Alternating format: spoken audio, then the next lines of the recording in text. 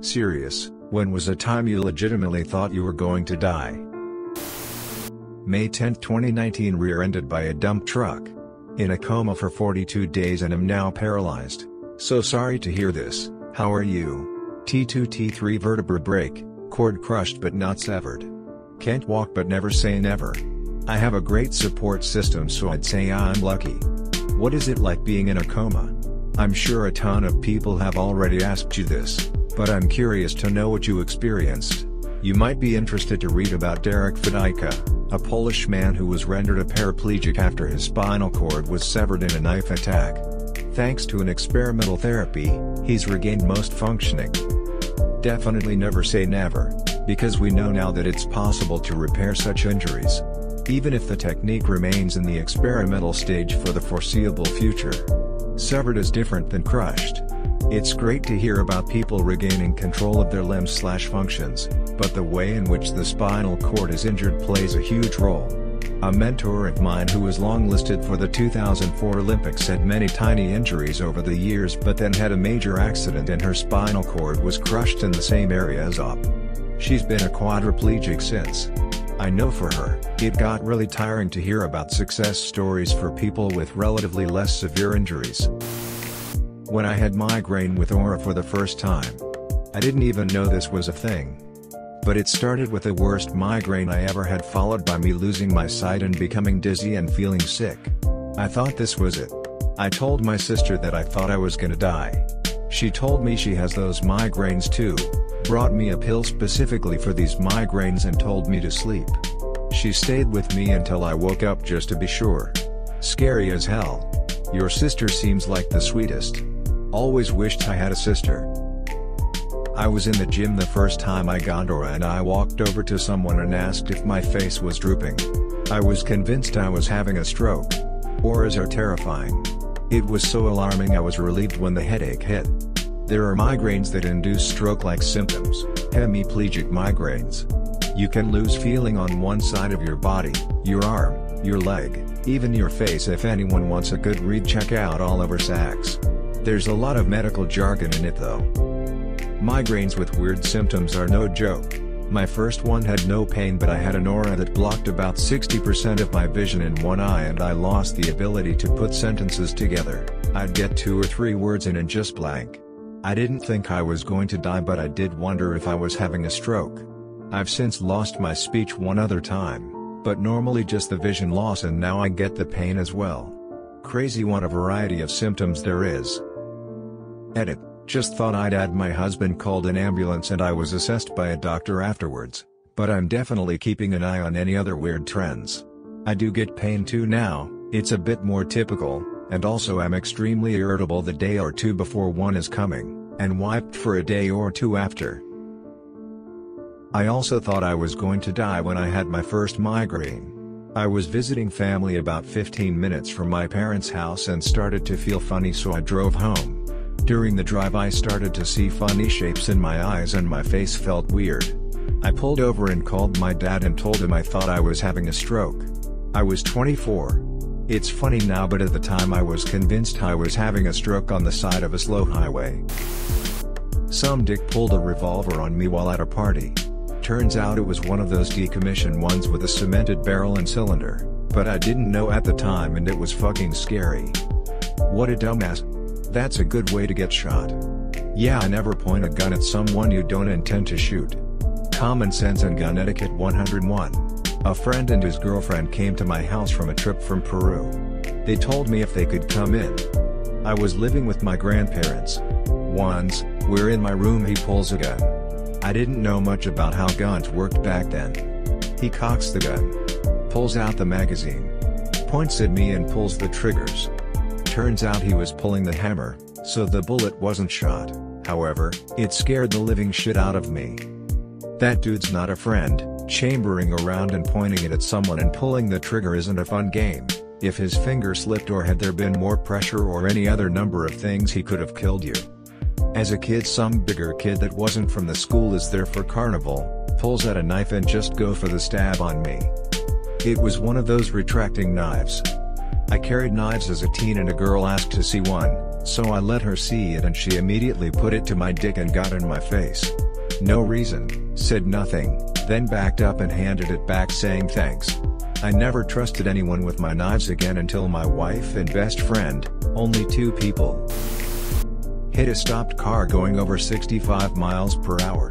Spent 2 years in a wheelchair, 6 months of that was learning to walk again. Honestly thought I was going to die in the seconds before impact.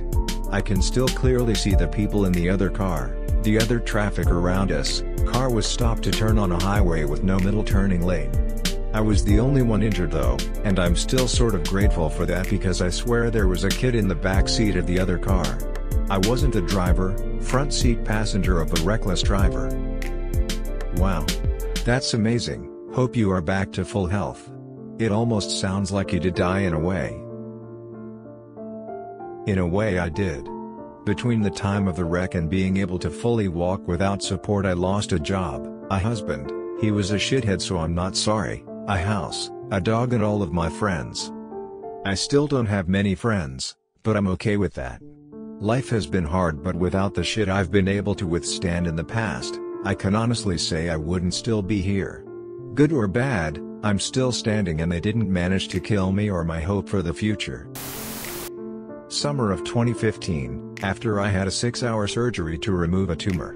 When I woke up and they took the mask off of me, I was in so much pain and felt like I couldn't breathe. Why did you still feel pain after the surgery?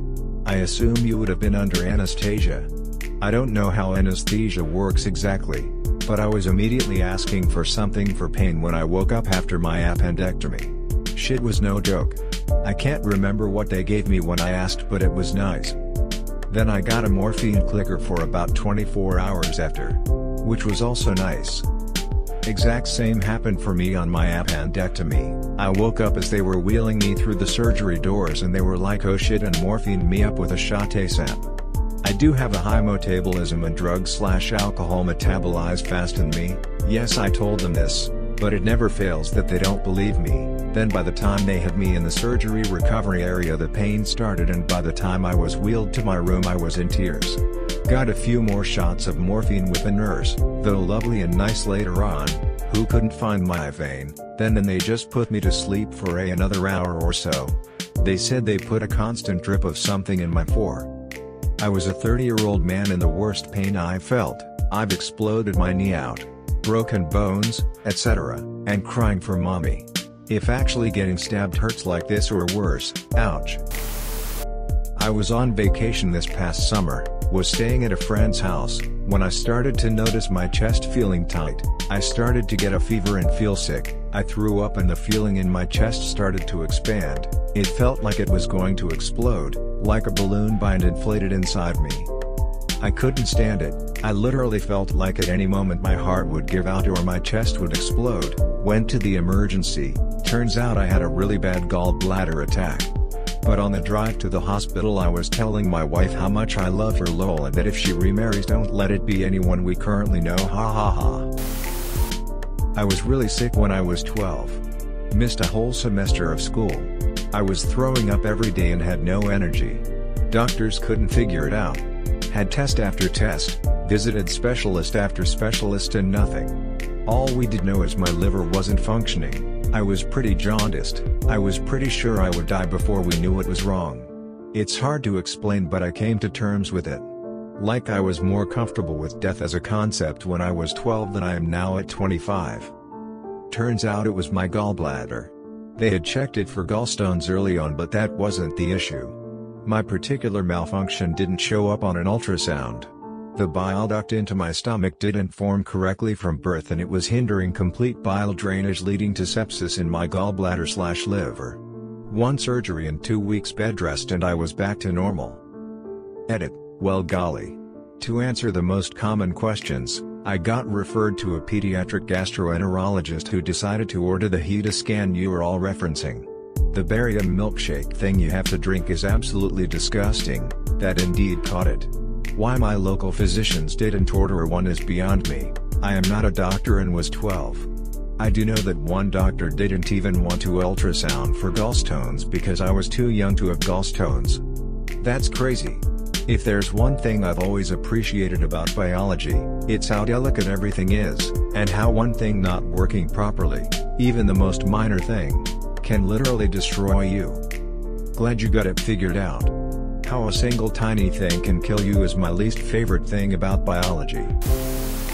I woke up in the morning to get ready for work, bent to tie my shoe, and when I stood back up, the side in my right eye was entirely gone. I did the usual thing of blinking and shaking my head a little, thinking maybe blood rushed to my head weird or whatever, but it wouldn't come back. I tried to explain to my partner that I was in trouble, but when I spoke, the wrong words kept coming out. I don't remember exactly what I said, but I definitely said tree instead of hospital at one point. I figured I was having a stroke or an aneurysm had ruptured, or something brain tumory, who knows. Whatever the case, I spent the entire ride to the hospital crying and telling my partner over and over that I loved him. It felt like I couldn't say it enough. Turns out I was preparing for my first migraine. Cluster headaches, I do not recommend them, and the migraine aura I get is blindness and aphasia because I'm a lucky girl like that, I guess. A coworker had that kind of migraine while on a camping trip, far from any civilization. First time with a migraine attack. Couldn't talk, could barely think, and was paralyzed on one side of his body. Was only able to slowly write with his one working hand. His wife broke all speed limits driving him to the nearest town. The next day, he slowly started to recover, but it took months to get back to normal. I'm like 90% sure that's a stroke. I'm like 100% sure that was a stroke. My third round with double pneumonia. Put into isolation on round-the-clock oxygen.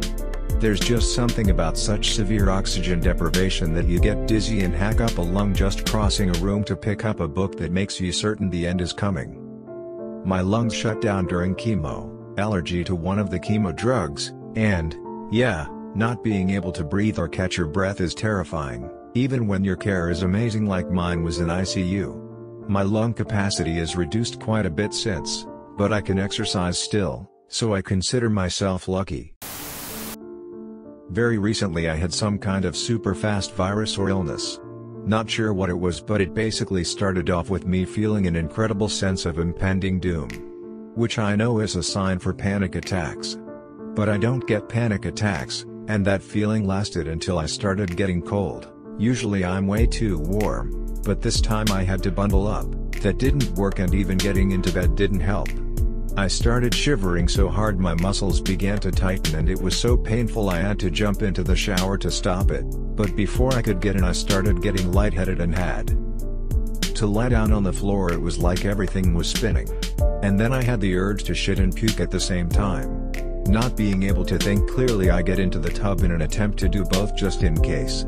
At that moment I couldn't stand or coordinate properly, shivering, lightheaded, about to shit and puke. I thought to myself, I must be about to die and this is how I'll be found.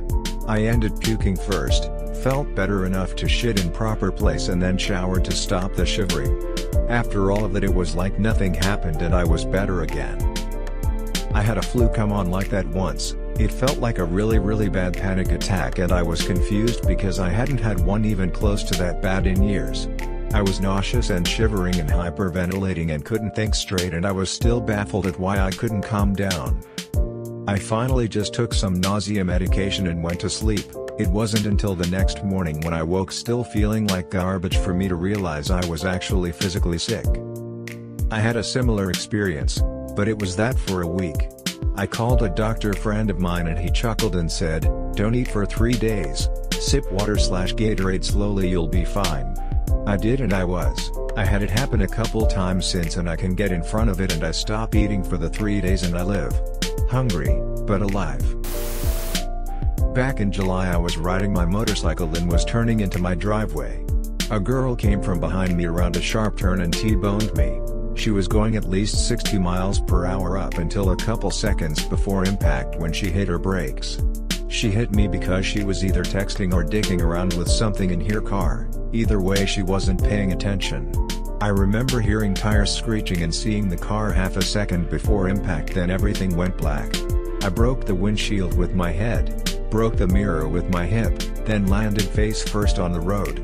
I do remember being scared because I wasn't sure if there were more cars, so adrenaline kicked in and I caught myself with my hands and knees and pushed myself to my feet to run off the road. That's where I regained my vision. The bike was totaled, but thanks to my helmet and pure rage at being hit, I managed to literally walk away with only a concussion, nasty bruises, and a deep bone bruise on my left foot, no broken bones at all. It's been 8 months and I'm still recovering from the concussion. My toe barely hurts, and the leg that took the impact has a dent in the muscle, but other than that I'm fine. If I wouldn't have been wearing a helmet, then I have no doubt that I would be dead now. Wear your damn helmets, kids. Edit. That last word should be wear. It's weird I misspelled that. It's like I got a concussion recently, haha. That's exactly how my dad died 8 months ago, except he was turning onto a street. The lady was playing on her phone. Really happy you survived. People really need to pay more attention to the road because they're literally killing people in that split second they look down to text or whatever. Today's my dad's birthday too, interesting enough. I miss him so much. Please always be safe on your bike. For some reason you guys are given the least respect on the road. My heart hurts now. I was sick. Pooping my brains out. Intense cramps, blood, vomit, migraines for days. It got to the point I was shitting water. Crystal clear water. I thought I was poisoned somehow. Severely dehydrated as every fluid I drank just went through me like a funnel or came back up minutes later. I stuck to water because it wasn't as gross as curdled milk. I lived on the toilet. One day I was sitting there sick as all hell, my new normal, or so I thought.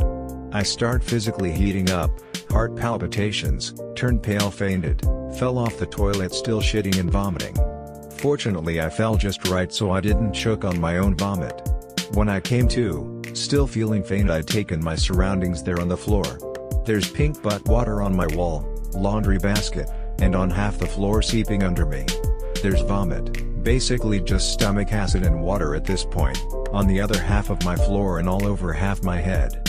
I was home alone, my parents were working and my brother was asleep, and he sleeps hard, a bomb could go off and he wouldn't know. Anyways, fluids just don't stop coming. I can't feel my legs, and I have no idea where my phone is, so I start shouting in between dry heaves and, well, Poseidon crawling out of my throat. Luckily my neighbors heard me and called an ambulance. That ride was hell for every single one of us. My poor EMTs had to go home, shower, and I'm sure get tested for whatever it was I had, all while hoping they weren't gonna die. Fast forward to hospital, they give me meds to stop stomach spasms and anti-nausea medications along with pain meds for my acid-ridden esophagus and sore muscles. After all the tests, turns out I had the flu, not the scary part, and no electrolytes. Cue back to the only having water after a point, on top of being severely dehydrated. The blood was just my pissed off colon. Lack of electrolytes can do some pretty scary shit, pun intended. Edited for spelling and spacing.